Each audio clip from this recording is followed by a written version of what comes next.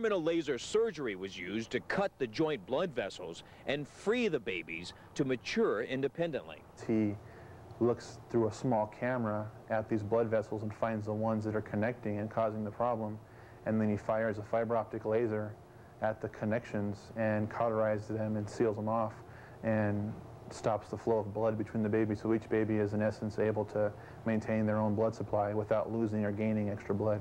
The procedure worked, the Kubels giving each baby a miracle name to remember their past. Sarah Faith is for the faith that we had in God and in our prayers that he would answer them, and hope, you know, just hoping that everything would be okay, that they wouldn't have any neurological problems or any disabilities. And they don't. Both little girls born in perfect health.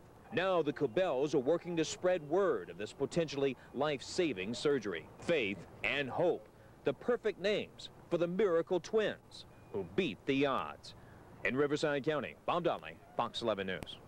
For ages, doctors have tried to figure out what determines the gender of a baby. Now the answer may be one of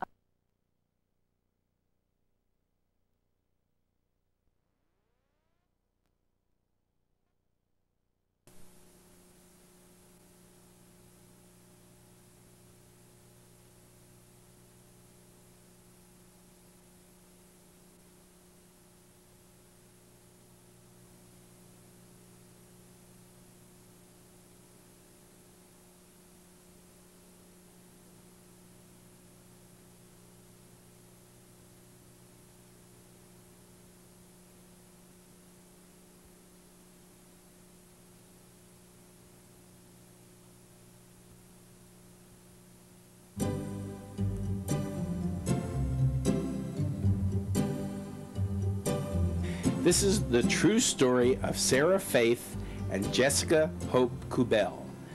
These two little angels were brought down to earth by a miracle. This is a story about their journey to life and about a new, exciting medical treatment for twin-to-twin transfusion syndrome. The devastating news arrived on the night of March 18th, 1997, when Jeff and Angie Kubel were about to celebrate their 9th wedding anniversary. Angie was told that the twins she were carrying were suffering from the complications of twin-to-twin transfusion syndrome. This syndrome results from abnormalities of the placenta in identical twins, whereby blood passes disproportionately from one twin baby to the other through connecting blood vessels within the shared placenta. Angie Kubel's obstetrician, Dr. Matuga, discovered the first signs of a problem during a routine ultrasound exam. Angie and Jeff Kubel were my patients for their third pregnancy. They presented early in the pregnancy to me, and we diagnosed twins early. They were very excited about having a twin pregnancy. They had 2 previous children, and they were looking forward to what initially started off as a normal pregnancy. However, early in the mid-second trimester, we diagnosed the fact that the twins were growing abnormally. One twin had polyhydramnios, and the other twin had oligohydramnios. The Kubels were referred to Dr. Brar for a second opinion. At that time, Dr. Brar diagnosed a twin-twin transfusion syndrome. I saw Dr. Brar, and he told us that we had twin-to-twin transfusion syndrome, and he called it stuck twin syndrome, and that usually what happens is both babies die. He wouldn't really give us a percentage, but he told us that it didn't look very good, and there were many options out there that were successful at this time.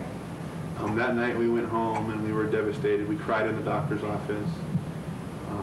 We went and picked up Amanda and Alicia from Angie's mom's house and just came right home. I believe it was 2 days later, Angie's mom went to our next door neighbor's house and looked up TTTS on the internet, and they found Dr. D'Elia's name, and there was a phone number in there, and she called and ended up getting 6 different numbers, and then finally getting the right number, and Dr. D'Elia called her right back. Thanks to the internet, the couple became aware of the Twin-to-Twin Transfusion Syndrome Foundation. This organization was founded by Mary Slayman Forsyth in 1992. The foundation's goal is dedicated to improve the outcome of pregnancies diagnosed with twin-to-twin transfusion syndrome by providing educational, social, and financial support to the families and their medical caregivers. Thanks to the support of the Riverside Sheriff's Association, the Kubels received a gift of $1,000, which enabled them to fly to Chicago and to meet with Dr. D'Elia. On March 27, 1997, Dr. D'Elia operated on Angie Kubel, and she became the 78th woman since 1983 to undergo the procedure known as fetoscopic laser placental surgery. This is the actual footage of the operation, as explained by Jeff, the twins' father. He looks through a small camera at these blood vessels and finds the ones that are connecting and causing the problem, and then he fires a fiber optic laser at the connections and cauterizes them and seals them off and stops the flow of blood between the babies, so each baby is in essence able to maintain their own blood supply without losing or gaining extra blood. 5 days after the successful operation, she flew back to Riverside. Then, in her 33rd week of pregnancy, Angie went into premature labor, which required her to be hospitalized at Parkview Hospital in Riverside, California. After a week of bed rest and taking various medications, Dr. Matuger, her obstetrician, decided it was time to deliver the twins. On the morning of Friday, June 27, 1997, Angie underwent delivery by cesarean C-section. In attendance was a team of neonatologists and neonatal ICU nurses headed by Dr. Mark Leitner. The twins were delivered without any complications and were very healthy. 18? 4.5 ounces? No. No, 4 pounds. 4 pounds, 8 ounces. And Jessica was born at 8:19 in the morning, and she was 4 pounds, 7.5 ounces. right.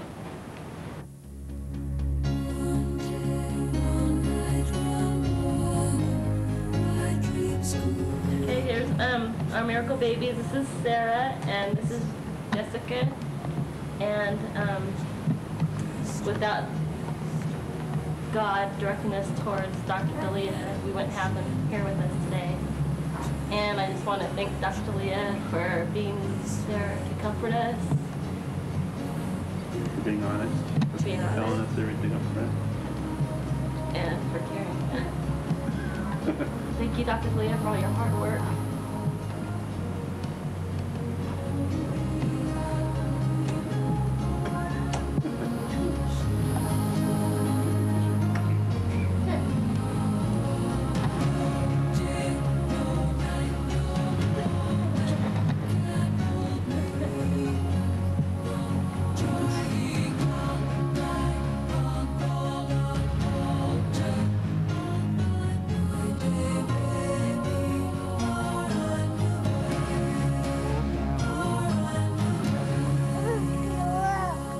Are they giving you enough food?